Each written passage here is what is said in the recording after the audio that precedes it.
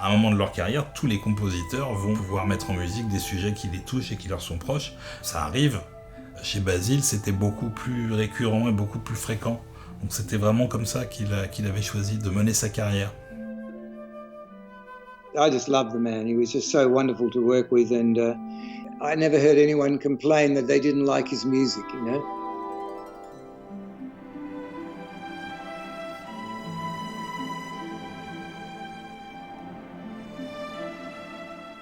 My father was born in Greece. I think there was a large Greek community in Kansas City, where I was born. But when we moved to California, and like I said, I was 6 months old, I don't think that it was very strong here at the time. And perhaps because my father, being an immigrant, wanted us to assimilate into the society, I never learned the language, which was really kind of unfortunate. It's something I regret to this day. Issu d'une famille orthodoxe, Basile Polidouris se rend régulièrement à l'église au cours de son enfance. La majesté du son de la chorale l'émerveille. Mais c'est au cours de ses leçons de piano qu'il comprend dès l'âge de 7 ans que la musique deviendra une de ses plus grandes passions. Comme beaucoup d'enfants de sa génération, Basile regarde beaucoup de péplum et sa sensibilité aux grandes compositions d'Alfred Newman et de Miklos Rozsa aura un impact déterminant sur son futur style de composition. Envisageant d'abord de devenir pianiste de concert, le jeune Basile commence à se familiariser avec la guitare. Il intègre d'ailleurs durant ses années lycée un groupe de musique folklorique, The Southlanders. L'école terminée, il poursuit ses études à la USC, où il suit les cours de Miklos Rozsa. Nous sommes dans les années 60 et Basile ne peut s'empêcher de sentir que le monde change. While I was there, I became very disenchanted with 20th century composition. Most of my musical training up to that time really was classical and romantic. Once I got there, it was just it was a different kind of aesthetic, it seemed to me at the time. The other thing that was happening was the war in Vietnam. There was social upheaval, everything seemed to be changing. It occurred to me that film was really the language of my generation, more so than playing another Bach cantata and fugue or partita. Or it seemed like it wasn't really relevant. Granted, this is very naive thinking, but this is what was going through my mind at the time. Et comme il se retrouverait presque plus dans le cinéma, qu'il avait tous ses copains qui étaient là-dedans, il a basculé, il est passé à la réalisation. Et il a abandonné disons, l'apprentissage musical qu'il avait commencé. He was in a very famous class that had a lot of other famous people. George Lucas, John Milius, Randall Kleiser, Matthew Robbins, it just goes on. It was an amazing group of this famous year at USC, and Basil was part of that. In fact, Basil's first project was not as a composer. He was actually directed a film that John Milius was going to do because they thought John Milius was too mad to do it. So they said, Basil, you're going to do it. Cette expérience est le début d'une très grande amitié avec Milius. Cependant, Basile n'oublie pas sa première passion, la musique. I just sort of accompanied them with music, except there was no movie. It was just him talking, and he's a fantastic storyteller. And we just used to do that for fun. And it'd always be these, outrageous tales of the guy returning from the Civil War. They were always very romantic and very iconic. And in fact, one of those themes became the love theme in Red Dawn. Another one became the main theme of Conan. Another one became Big Wednesday. When we were in college, he was in university, he wrote Apocalypse Now. And he would call every night and say, I got this thing, and they're going up the river, and what do you think about to jump out of a bush? I said, a tiger. Yeah, okay, I'll bring it down. C'est vrai que c'est un petit peu étrange d'associer Polydorus et Milius, alors qu'ils avaient des vues politiques très différentes. Milius était quand même plus porté à droite, passionné par l'armée, l'histoire militaire, etc. Mais il partageait une vision mythologique du monde, quelque chose de plus grand que la réalité.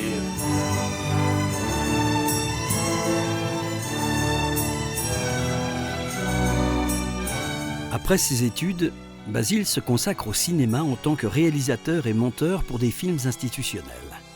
Il apparaît également devant la caméra en tant que figurant pour la série Star Trek. C'est dans cette période entre deux eaux que sa femme va avoir une influence déterminante sur sa carrière. At the time we met, I was a cinema major, and you were drama... Sociology. This person walked up to me and said, "Hi, my name's Bobby." And I thought, well, that's fairly forward. I think I should ask her out on a date, which she refused. And we kept trying to get together for about a year, I think, after that. Basil was just... I kept trying to get together for about a year after that. He was different looking than the typical SC guys. I mean, they were all sort of preppy fraternity types. And in walked this guy with a pea coat on and looking very depressed and talking about chasing trains in the fog, and it was very romantic. So we started dating a year later. And then on our second date, Basil was an extra. That's how he, made money. And somebody had invited him over for a drink. So he said, "Do you mind if we stop by and meet so-and-so?" So we went to this fellow's house, and he said, "Basil, play the piano." And I turned and I said, "You didn't tell me you played the piano." He sat down and started playing this amazing piano, just beautiful. And then he said, "This is a piece of music I composed after our first date that was inspired by you." That was it. Finished. It had worked before. After she saw some of my films, she said, "You're a pretty good director, but really like what you do with the music." So I figured, well, her father's a director, so maybe she knows something I don't. At that time, I had completely turned my back on music. I had had an identity crisis, and I didn't want to have anything to do with it. And so it was really Bobby who got me back into it.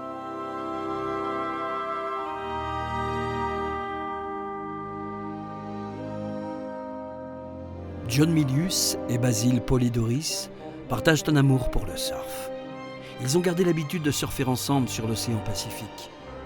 C'est une dizaine d'années après la fin de leurs études que Milius lui donne l'occasion d'écrire la bande originale de son long métrage Big Wednesday, un récit sur l'amitié de trois surfeurs. Tout ce qui rend le style de sa musique si particulière trouve ses origines dans le score de Big Wednesday.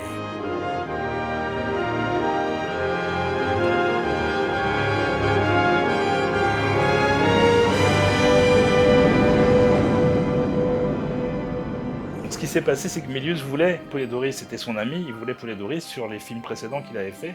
Sauf que dans les deux cas, c'était des films de studio. Et le studio ne voulait pas un compositeur qui n'avait pas fait ses preuves. Sans Big Wednesday, il n'aurait peut-être jamais eu sa chance en tant que compositeur pour le cinéma. The expectation there, I think, was that it was going to sound like Beach Boys. And John always wanted it to sound like the ultimate end of the westward expansion, so it would have a western hit on it, So I think there were some raised eyebrows, perhaps, at the studio when they came to hear the first day's recording, and it was basically orchestral and operatic, and creating a mythology about surfing. And my own fears were, I thought I could do it, but more importantly, John knew I could. So he kind of took a lot of the burden of my fears out of it for me.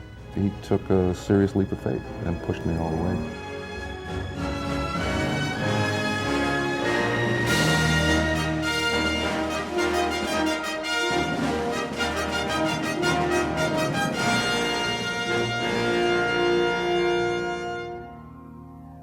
Les premiers films de Basil sont très souvent liés au monde aquatique. Dans ces thématiques, notons Tintorera, l'équivalent mexicain des Dents de la Mer, qui le crédite avec une faute d'orthographe. La mer a toujours tenu une place importante dans ma vie. Tout d'abord, j'ai grandi à Naples, près de Long Beach, en Californie. J'ai commencé à naviguer à l'âge de 6 ans. J'ai eu mon premier bateau à 9, j'ai débuté le surf à 12. Je suis allé de plus en plus souvent et de plus en plus loin sur l'océan. Il y a une île au large de la Californie, Catalina. J'y allais tout le temps. Je bourlingue toujours. Ça a toujours été mon évasion. Pour certains, c'est la drogue, l'alcool, le sexe, le travail. Pour moi, c'est la mer.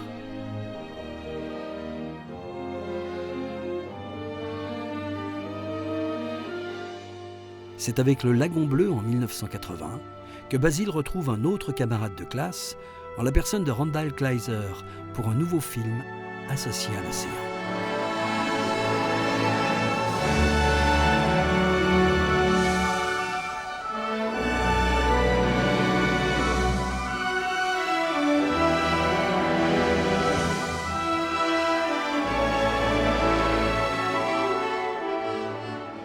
Lui, il voyait presque ça comme un conte de fées, et il avait en tête de structurer la musique au sein du film comme un ballet. Si on ajoute à ça son amour pour la mer, ça devient un ballet marin, et donc la thématique de Blue Lagoon est très belle et très marquante.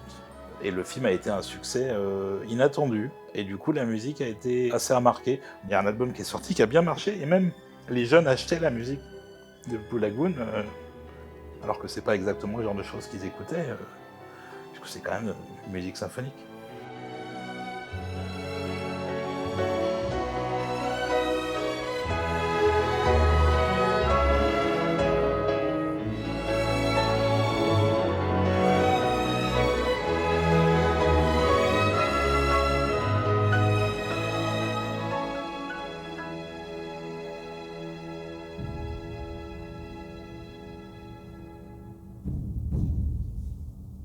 C'est en 1982 que John Milius donne vie à une figure légendaire de l'heroic fantasy.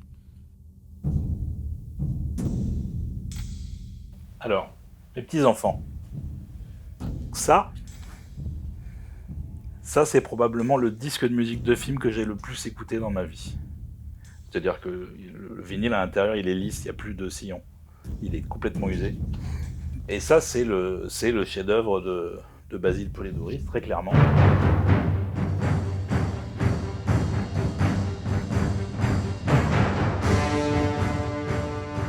I do remember one night I was trying to come up with the anvil of Crom as a very specific kind of rhythm because I wanted to get this sense that Conan is like this giant cat prowling the earth. And all of a sudden, it must have been around midnight, I had this sense that this thing, this hairy thing, just sort of came by. I mean, it was human, it wasn't an animal. And just this massive muscular thing that just went whoosh behind me, and I got these chills and stopped playing and looked up and went, oh God, it's Conan. And years later I asked John Milius, I said, did anything strange happen when you were writing Conan? And he goes, oh yeah.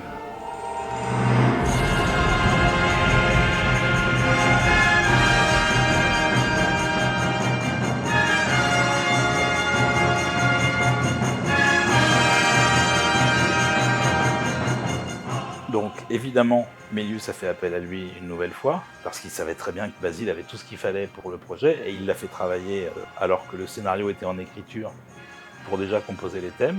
Et il enregistrait comme ça, simplement sur un magnétophone, Basil qui jouait les thèmes au piano, et il s'en est servi même sur le tournage. Il est venu en Espagne, et il utilisait la musique pour rythmer les prises de vue.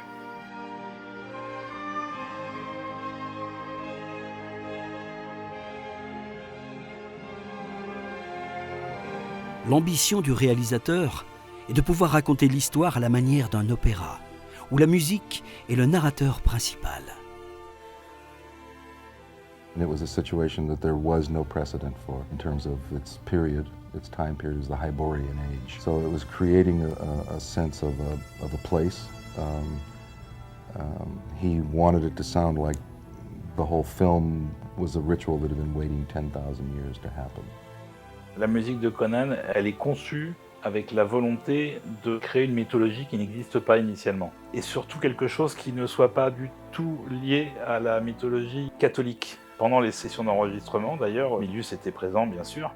Et dès qu'il commençait à enregistrer qu'il y a quelque chose qui ne lui convenait pas, il faisait ça. He would do this gigantic cross, and he'd hit it and bang on the window.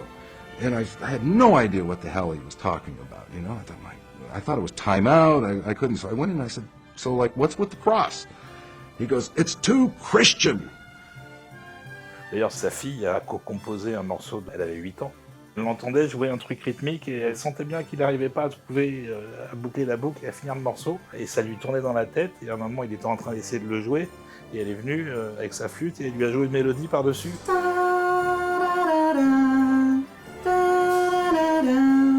Cut to 2 weeks later, the whole family is packed up. We're all going to Rome to record the big score.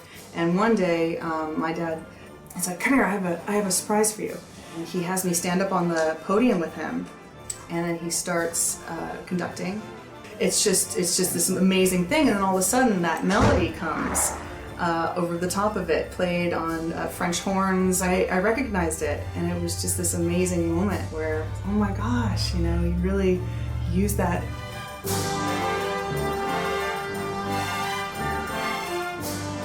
It was really pretty good because I had been searching for something for about a week to glue all this rhythm stuff together. It was amazing. It was amazing. I'll never forget the feeling. Et le morceau, c'était The Orgy. Donc, composé par une fille de 8 ans. Donc.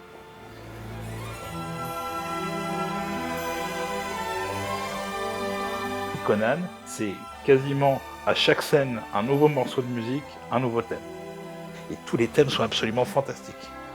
Il y a beaucoup de romantisme aussi, il y a un thème d'amour absolument déchirant, d'une histoire d'amour qui est d'ailleurs condamnée d'avance. Conan, dans son ensemble, est un monument de la musique de film. Il y a des métalleux qui écoutent Conan le Barbare. Ça dépasse absolument tous les clivages qu'on pourrait imaginer. C'est le chef-d'œuvre de Polidori, en termes d'écriture déjà. Alors, le fait est qu'il a eu des conditions qui lui permettaient aussi de faire ça, puisqu'il a travaillé pratiquement 1 an sur le film avant l'enregistrement. Ça laisse le temps de soigner l'écriture des nombreux thèmes et de l'orchestration.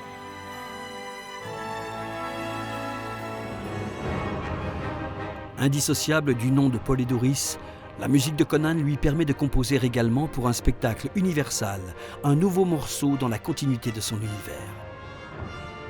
De même, en 1998, il réarrange un morceau pour la bande-annonce de Zelda Ocarina of Time. Pourtant, la musique de Conan n'a touché au départ que le cœur d'un groupe concentré d'amateurs. Maintenant, tout le monde peut dire Conan le Barbare, la musique de Polidori, c'est un chef-d'œuvre, c'est son chef-d'œuvre, c'est sa grande œuvre. À l'époque, on n'était pas beaucoup à le dire. Tout le monde a regardé ailleurs parce que le film n'était pas un support qui leur convenait en fait. Après Conan, personne ne l'appelait. Pendant un moment, il n'a eu aucune proposition d'autres films, alors qu'il avait mis son cœur et ses tripes dans ce qu'il avait produit pour le film.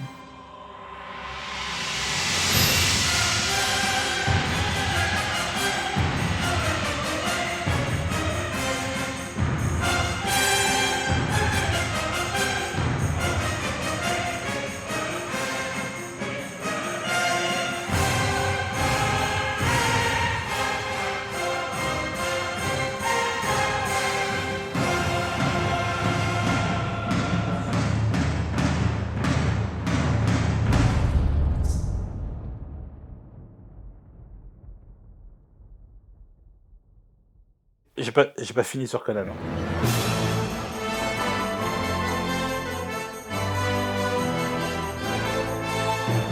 Deux ans après, De Laurentiis a refait un Conan, une suite, sans Milius, qui s'avère, pour être honnête, assez calamiteuse à presque tous les points de vue. Basil n'aimait tellement pas le film qu'il l'appelait Conan the Pretender.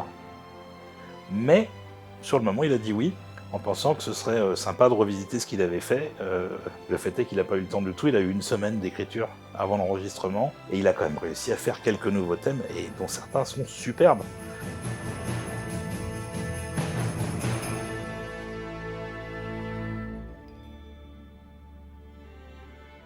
Donc Conan n'a pas eu la reconnaissance peut-être qu'il méritait à l'époque, mais les amateurs de musique de film avaient déjà remarqué.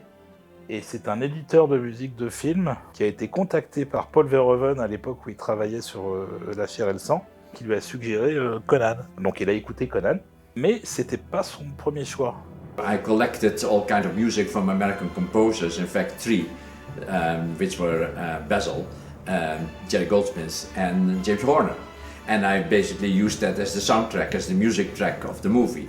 Jerry was in fact not available at that time at all. James Horner saw it and Basil saw it. And James Horner didn't like it because he felt it was much too bloody. And Basil loved it because it was it has of course a certain parallelism, I would say, with Conan.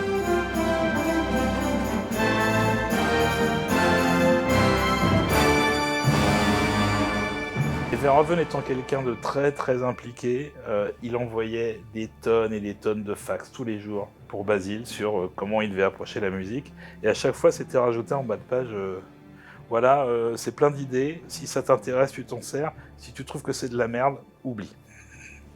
Donc c'est quelqu'un de très, très intense, Verhoeven. Le réalisateur va même jusqu'à payer de lui-même la production pour s'assurer qu'aucune musique temporaire ne soit utilisée, de peur qu'elles influencent le compositeur. Basil, considérant les personnages comme des pirates de la terre, les illustre avec des morceaux qui alternent entre la flamboyance et le romantique.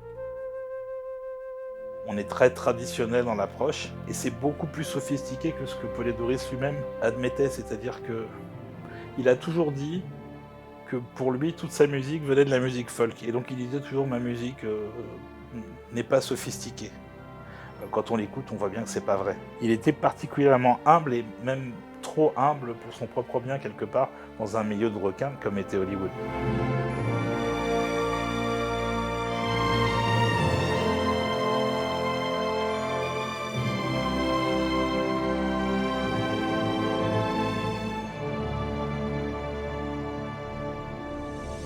Of course, I approached Basil again because I felt it had the same kind of possible epic qualities and strengths in the orchestra. So, I mean, Basil works with the orchestra in a really different way than Jerry Goldsmith. Jerry is really wonderful, that Basil is more for the big breezing, isn't it? The big gesture. And I think Robocop in its exaggeration as a comic book needed something like a musical hyperbolic situation going beyond the norm.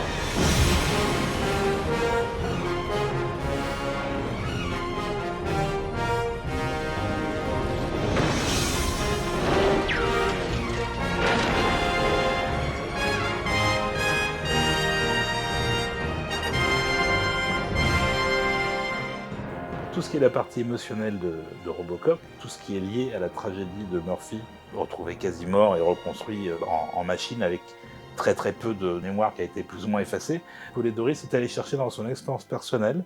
Son oncle était atteint de Parkinson et Basil voyait un homme qui était prisonnier de son propre corps et il est allé puiser là-dedans pour en faire sortir l'émotion qui correspond à la tragédie du personnage de Murphy dans Robocop.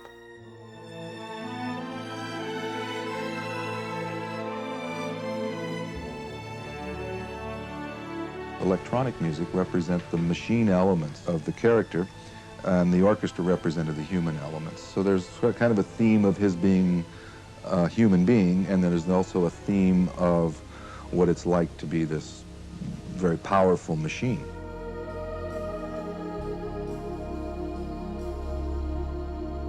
C'est la première fois que Basil effectue un travail aussi sophistiqué avec l'électronique. Cet usage notable du synthétiseur restera présent tout au long de sa carrière. C'était pas un expérimentateur dans l'âme, puisque essentiellement il plongeait ses racines dans un vrai classicisme hollywoodien, mais il aimait bien quand même faire des choses différentes d'un projet à l'autre. Il fallait que ça lui plaise et que ça le touche, mais il n'essayait pas non plus, il n'avait pas envie de refaire la même chose X fois d'affilée. Donc je pense que dès qu'il pouvait changer un peu et approcher un sujet un peu différent, il le faisait, et c'est pour ça que peut-être qu'il a fait No Man's Land.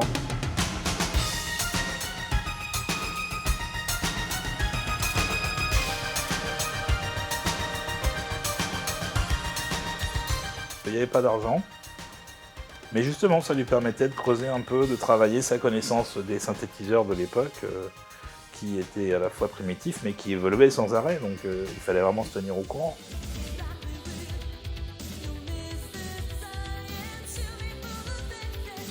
I think it's important for me as an artist to be able to work in many different styles.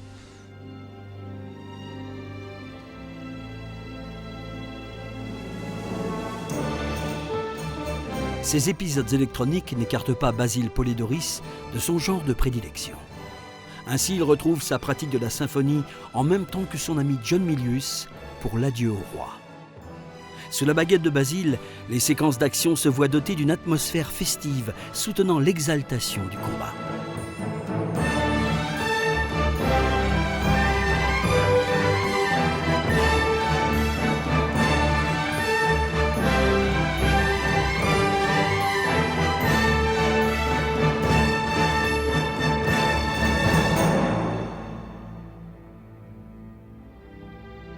Au-delà de ses allures guerrières, l'émotion reste la priorité de Milius. Ces derniers incitent Basil à s'inspirer des thèmes lyriques de John Barry. Il s'agit d'un défi de taille, et pourtant le résultat offre au film de grands moments de poésie en contraste avec la violence de la guerre.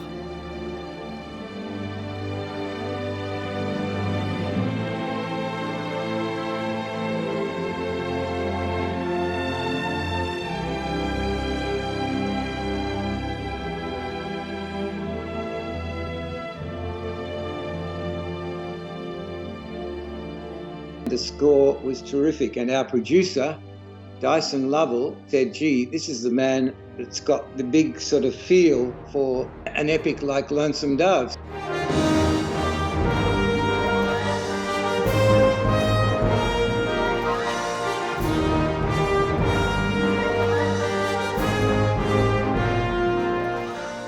Très populaire aux États-Unis, la mini-série Lonesome Dove permet à Basil de développer plusieurs ambiances, allant de la musique folk intimiste à la grande fanfare américaine.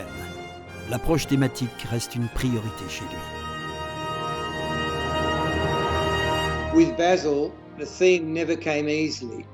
If he had a 6-week deadline, it probably wouldn't come until the 5th week. And he would then work day and night, and everything would come out in a rush, you know. Our second last scoring session with the big orchestra, he went home and wrote another 20 minutes of music for the next day.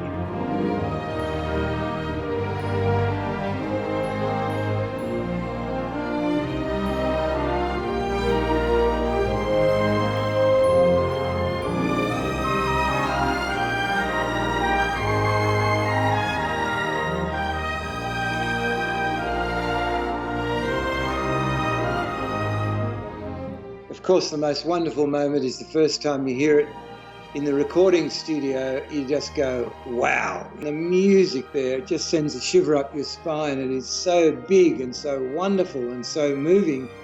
And they're the moments a director always looks for in a film, when the combined effect of, you know, character and sound and music and cinematography combine to send a shiver up your spine. And that's what Basil was so good at doing. Je pense que Lonesome Dove nous donne un aperçu de ce qu'aurait pu être sa musique s'il avait fait Danse avec les loups.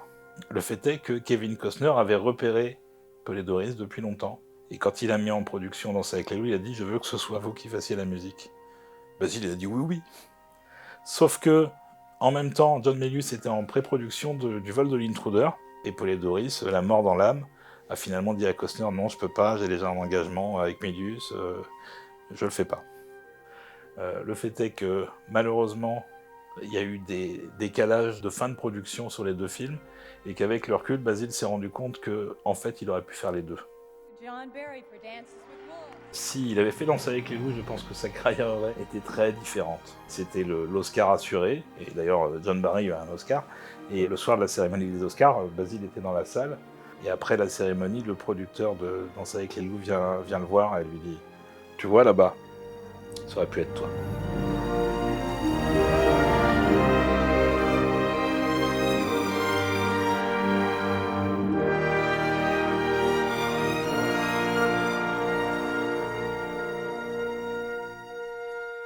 C'était pas quelqu'un qui se définissait en termes de business, et il ne définissait pas ses relations avec ses collaborateurs, les cinéastes, les producteurs, etc., comme des gens qui peuvent potentiellement t'apporter le nouveau business qui va t'amener à un Oscar. C'était secondaire pour lui. Les relations humaines, travailler avec des gens qu'il appréciait, des gens en qui il avait confiance, ça c'était important. C'était nettement plus important que de faire des rondes de jambes pour avoir le nouveau gros film de l'année suivante, quoi. Ça a desservi sa carrière quelque part, mais humainement, il était peut-être plus à l'aise et plus à sa place.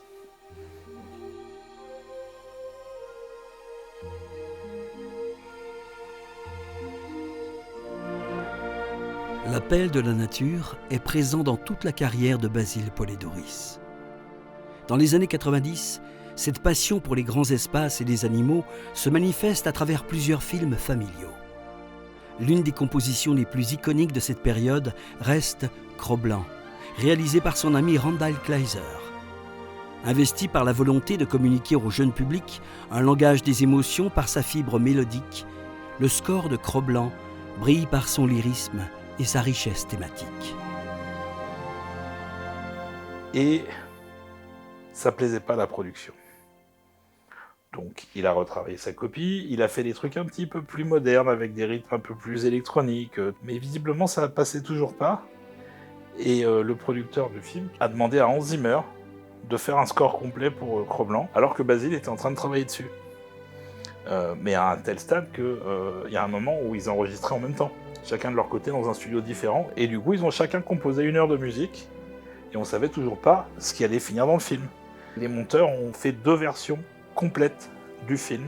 Chaque scène était montée d'un côté avec le score de Zimmer, de l'autre côté avec le score de Polidori, et on montrait le film au réalisateur qui faisait son choix en disant ça, ça, ça. Et au final, il reste beaucoup de Polidori, il reste à peu près 80% de sa musique dans le film, et Zimmer n'est pas crédité. C'est vraiment du temps perdu et de l'argent perdu pour tout le monde.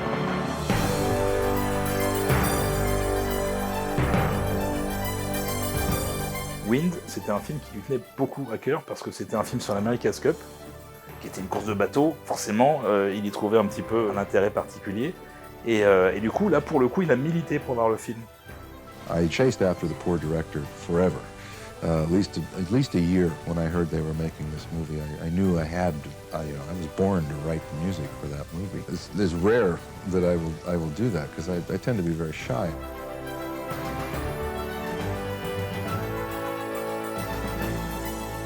Bien que possédant quelques élans symphoniques, le compositeur a cherché à renouveler son approche de la mer en apportant un aspect électronique correspondant au style New Age. Une façon pour lui de revisiter cet univers maritime qu'il aime tant. Sa nature profonde se révélait quand il était sur l'eau. C'était l'endroit où il se ressourçait. Il y a un de ses collaborateurs, un de ses assistants, qui a raconté un jour, c'était une journée où il devait travailler sur un score pour un film qui était en prod, il y avait une deadline, et il disait non. Aujourd'hui, on va à la mer. Et il emmenait tout le monde, y compris les gens du studio, pour aller à la plage, pour regarder la mer, pour se ressourcer. Et puis après, il rentrait bosser. Mais personne ne faisait ça. Enfin, je veux dire, pas avec les délais qui sont ceux de la pression hollywoodienne, quoi. Lui, oui.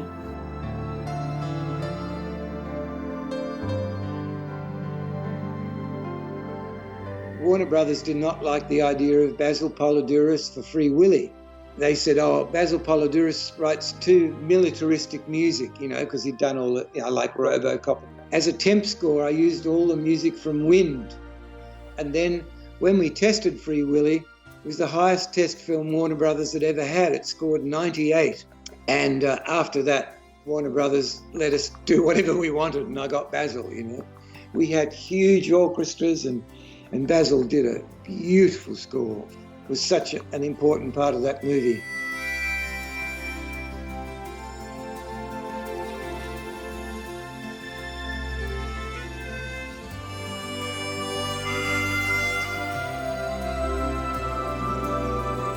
I like all the movies I've scored, and Simon also is quite taken by melody. So I've been quite fortunate, or obviously directors are attracted to me for that reason, perhaps.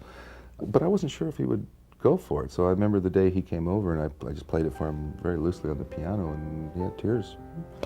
And I thought, well, okay, maybe this is it. In the middle of the night, the phone rings, and it was Richard Donner.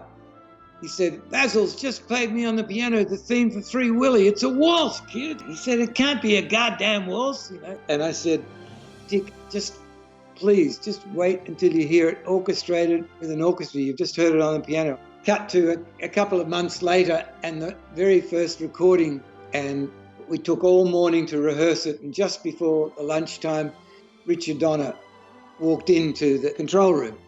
They started, and this theme played, and it was huge and beautiful, and the capture of the whale and all this sort of stuff. And at the very end, I looked around and he's got tears running down his face.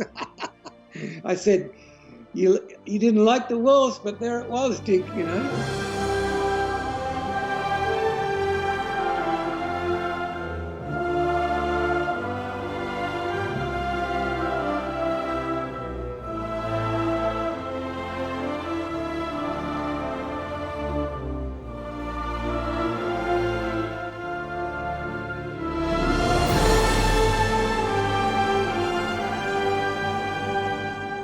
digress a bit. I have this feeling that I grew up with my children in a way. You know, I kind of went through their childhood, I suppose, because I was there all the time. I was at home writing, and so there's a kind of a sweetness that they brought to my life, the softer side, and Free Willy kind of played into that.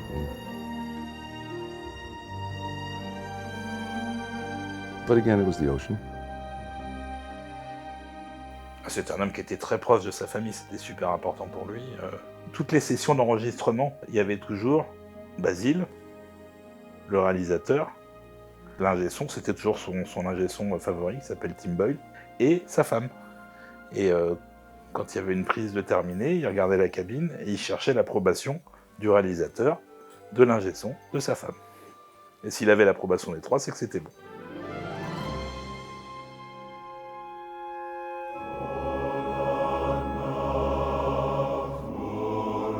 Les années 90 sont aussi l'occasion pour Basil de retrouver son amour pour les grands films épiques avec À la poursuite d'Octobre Rouge pour John McTiernan.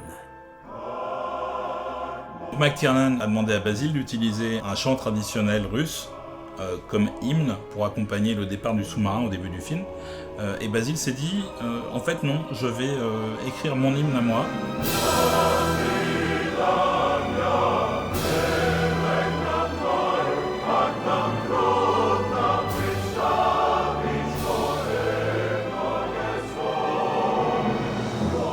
Il a écrit des paroles en s'inspirant de sa relation avec Milius, de toutes les valeurs de John Milius, l'honneur, la virilité, la gloire, etc. Quelque chose de très militaire, très martial en fait. Et du coup, ça s'est retrouvé dans le film et dans la légende.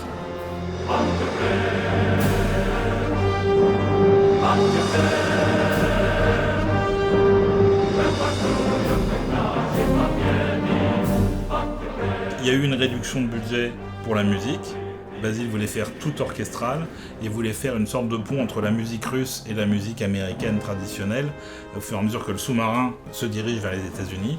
Et il n'a pas pu le faire puisqu'il a dû utiliser pour beaucoup des scènes d'action pas mal de synthétiseurs, beaucoup plus que ce qu'il avait prévu. Mais il a fait ça brillamment puisqu'il utilise très bien les synthétiseurs et le résultat est quand même assez sensationnel.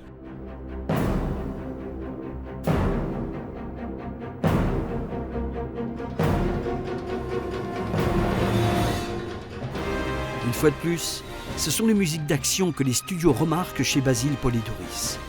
C'est alors une star de cinéma d'action qui fait appel à ses services. Son nom est Steven Seagal. Seagal a fait appel à Poledouris pour mettre en musique un film qui lui était cher, qui s'appelle Terrain miné. Et Basil a fait un gros score d'action, très très réussi. Mais il a aussi fait la musique du logo de Seagal Pictures.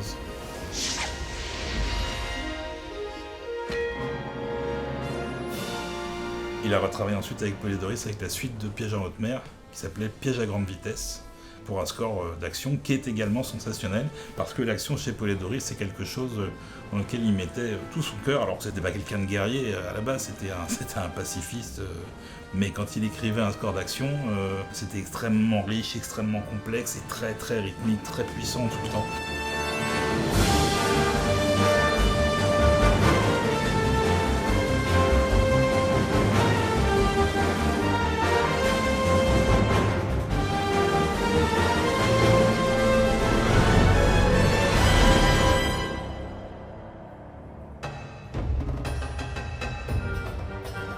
La notoriété de Basil atteint un nouveau sommet lorsqu'il est amené à composer l'ouverture des Jeux Olympiques d'Atlanta en 1996.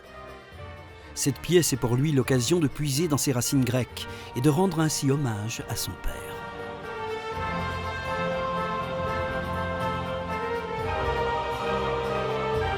My father had passed away about 2 months before, and I was going to do it sort of as a tribute to him. It was very sad, you know, because it was something that I thought would really be a statement about him and his birthplace. And not that the other films that I've written, you know, that he wasn't very taken by them and moved by the music, but this was really more for him as well as me.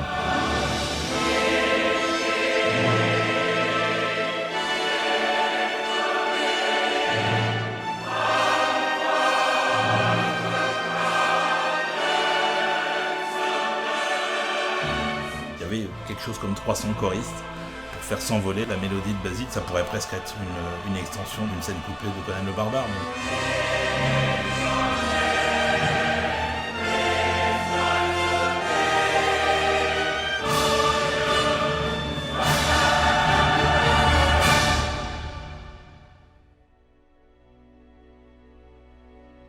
Durant sa période de deuil, Basile compose The War at Home. Ce film dédié aux vétérans de la guerre du Vietnam est doté de partitions plus sobres qu'à l'accoutumée. Le compositeur s'estime reconnaissant envers le réalisateur de lui permettre de faire ainsi le deuil de son père.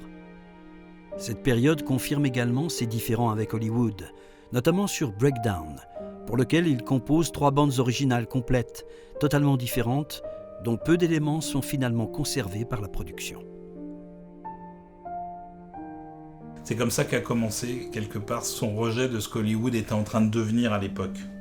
C'est-à-dire une machine à produire du blockbuster, sans plus aucune considération des implications artistiques du fait de créer une œuvre d'art. Même si on doit faire quelque chose qui marche, il faut aussi que ce soit artistiquement intéressant. Et ça, c'était en train de partir. Et déjà, il commençait à ne plus avoir autant d'enthousiasme à travailler dans ces conditions-là, en fait. Cependant, un retour en force marque l'année 1997.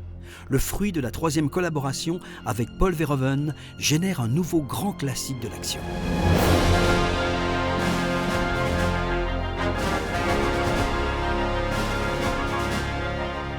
Verhoeven était en post-production, le tournage était terminé, et la post-prod a été très lente parce qu'il y avait énormément d'effets spéciaux. Et donc tous les soirs, il passait voir Basile, après avoir bossé toute la journée sur le film, pour travailler avec lui sur l'approche, une scène après l'autre, avec des dizaines et des dizaines de versions.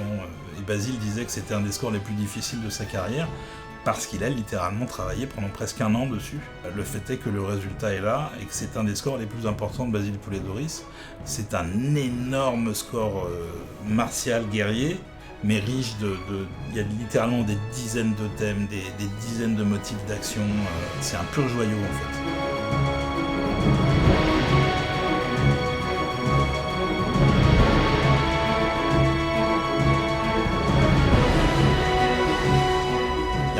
Avec Robocop, il y a un point commun avec La Chair et le sang avant, c'est l'ironie de Verhoeven qui n'a jamais cessé d'être plus virulente et plus grinçante à chaque film. Starship Troopers, c'est vraiment le parfait exemple du mec qui est à la fois fasciné par ce qu'il dénonce, parce qu'il est vraiment partagé en fait. Mais Basile, lui, n'a pas eu ce doute dans la musique, c'était premier degré tout le temps.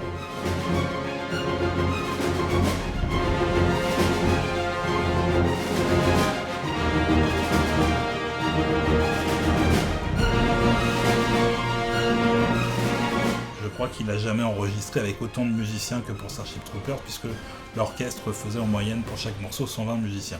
Et en plus de ça, il y avait de l'électronique toujours, magnifiquement intégrée à l'orchestre. Et c'est une partition absolument phénoménale, Starship Troopers. I wrote a letter to Paul when I thought I was finished 3 weeks ago. And I said it was long, tough, and ultimately extraordinarily rewarding. And that's really the best way to sum it up.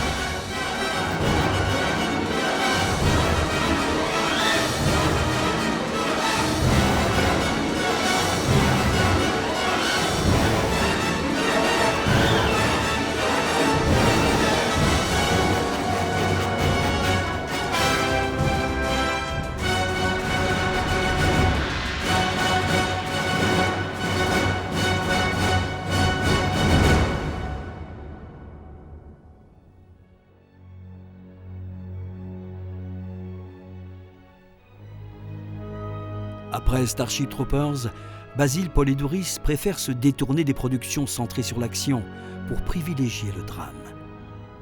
Il trouve l'inspiration à travers une nouvelle adaptation américaine des Misérables, pour lequel il livre un score traditionnel aux accents tragiques.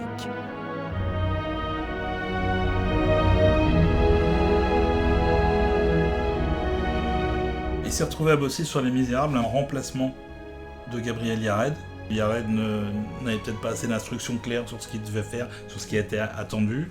Le réalisateur communiquait très très peu avec lui, il s'est fait débarquer du projet, et Basil s'est retrouvé un peu in extremis embauché sur le film. Et il s'avère que la collaboration avec le réalisateur, pour le coup, a été parfaite. Énormément de communication entre les deux, très bonne entente. En tout cas, Basil était capable de travailler très vite, et c'est ce qu'il a fait, puisqu'il a fait quand même un très beau score assez massif quand même, en termes d'effectifs orchestral, en un minimum de temps.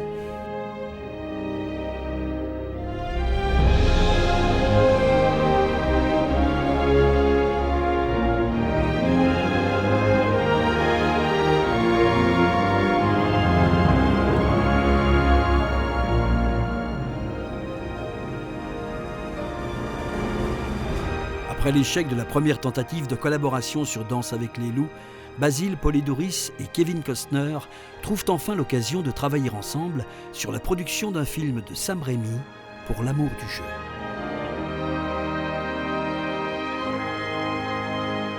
Ils ont collaboré sur ce film, Costner en tant que producteur et Basil en tant que compositeur. Et puis il a livré une partition tout à fait dans l'esprit de la musique de films sportifs, comme Jerry Goldsmith en a fait plusieurs. Donc symphonique avec des éléments électroniques toujours, et une chorale en plus.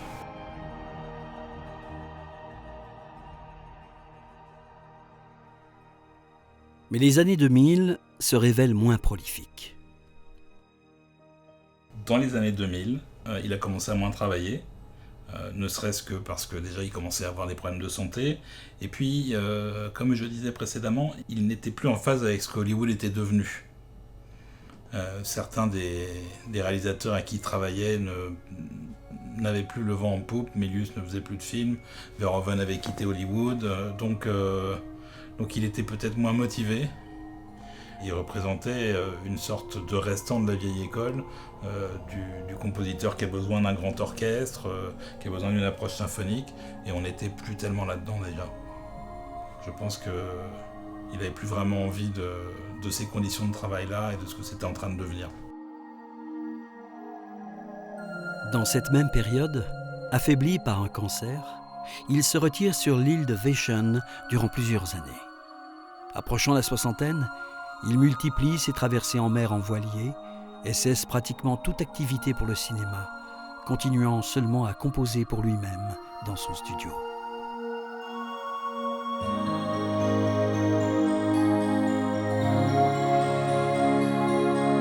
La mer est un élément très important dans ma vie, tout comme le piano. J'adore jouer, je peux jouer pendant des heures. Mais lorsque j'ai besoin de silence, je vais retrouver la mer. Je pense d'ailleurs qu'il existe une sorte de relation entre la musique et la mer. Vous devez être en mesure de comprendre le monde de manière intuitive, tant pour composer que pour naviguer. Vous devez connaître le courant, comprendre l'étal, le flot et le jusant, et savoir que tout est toujours en mouvement, toujours changeant. À la fois gris, bleu, clair, obscur, puissant, serein, toujours changeant.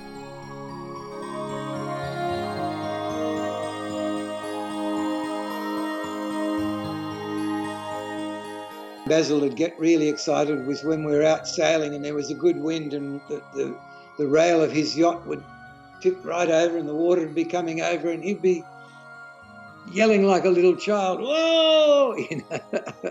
He loved his sailing and it was great. You know? A nice release from recording music and writing music. You know?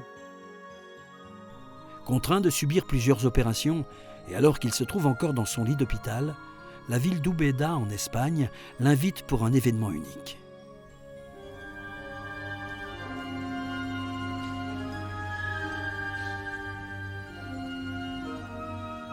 Et ce qui était prévu initialement, c'était un concert où il y avait une moitié Conan et une moitié d'autres musiques de films, Starship Troopers, etc. Et le concert a été raccourci parce que son état de santé lui permettait pas de diriger pendant 3 heures. Donc Basil, il a juste dirigé à peu près 1 heure de Conan. Et ça a été un triomphe. Lui ne voyait jamais ses fans, c'est souvent le cas des compositeurs, ils savent même pas qu'ils en ont la plupart du temps. Il est venu en Espagne alors qu'il venait d'être opéré, quelque chose comme 15 jours avant. C'était comme une renaissance pour lui. C'était une découverte de voir qu'il y avait des gens qui étaient là pour lui, qui étaient là pour sa musique. J'étais là, il s'est rendu disponible pour faire une interview qui était assez longue, hein, donc c'était un truc qui visiblement était aussi magique pour lui qu'il l'était pour nous. Where we are is wonderful. It's an absolutely marvelous experience. It's a beautiful place to be. Comme il avait été opéré, il avait toujours un couvre-chef. Et il était venu avec une collection de chapeaux extraordinaires. Il avait des bérets, des bonnets, des chapeaux, des casquettes, tout. Et il changeait régulièrement pour le fun. Et c'est pour ça d'ailleurs que pour le concert lui-même, quand il a dirigé, il avait choisi l'espèce de foulard noir de pirate. C'était un délire qui se faisait. Il arrivait à trouver du positif même là-dedans en fait. Et donc globalement, il a été réénergisé pendant 3 jours par sa présence au festival. On n'avait pas l'impression que c'était un homme mourant, pourtant il l'était. Hein. D'apporter sa musique aux gens, ça lui a redonné la vie en fait pendant un petit moment.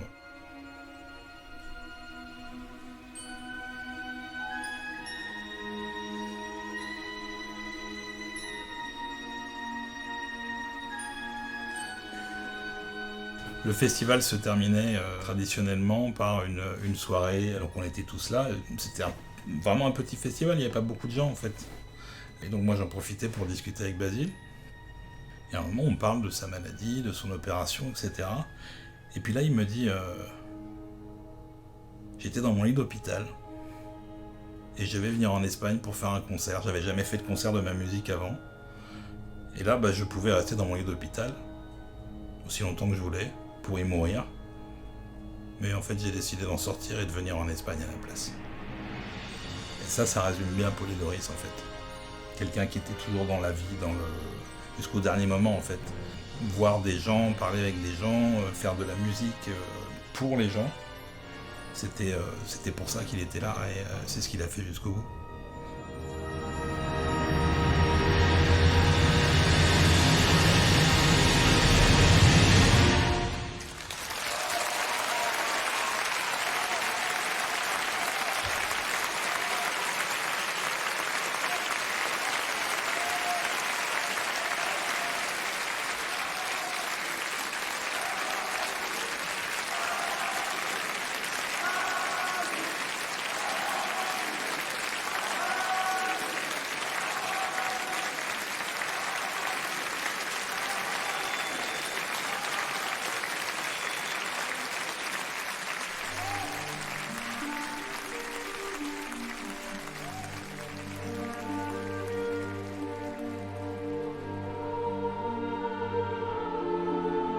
Le 8 novembre 2006, à peine 4 mois après le concert d'Úbeda, Basile Polydorus s'en est allé, laissant derrière lui une carrière musicale unique à Hollywood.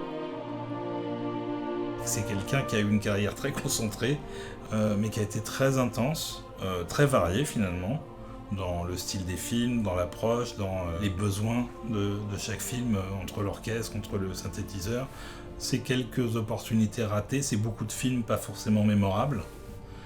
Par contre, les musiques le sont et la personnalité de son auteur, surtout, peut-être perçue dans tout ce qu'il a composé ou presque. I feel that music is probably the most beautiful art form that's possible because it's immediately so emotional if you do it well, of course. But I'll be certainly, enormously thankful, of course, basically for the friendship that he gave me, also the friendship his family gave me, in fact.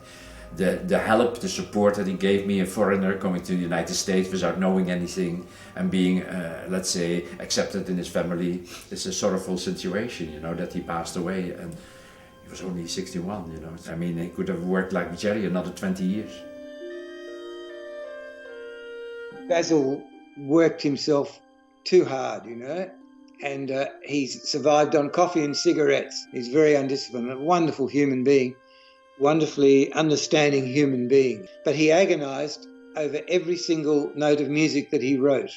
I can remember, day and night. Oh, I think I've got a theme, but he would agonize over it, and then out it would come,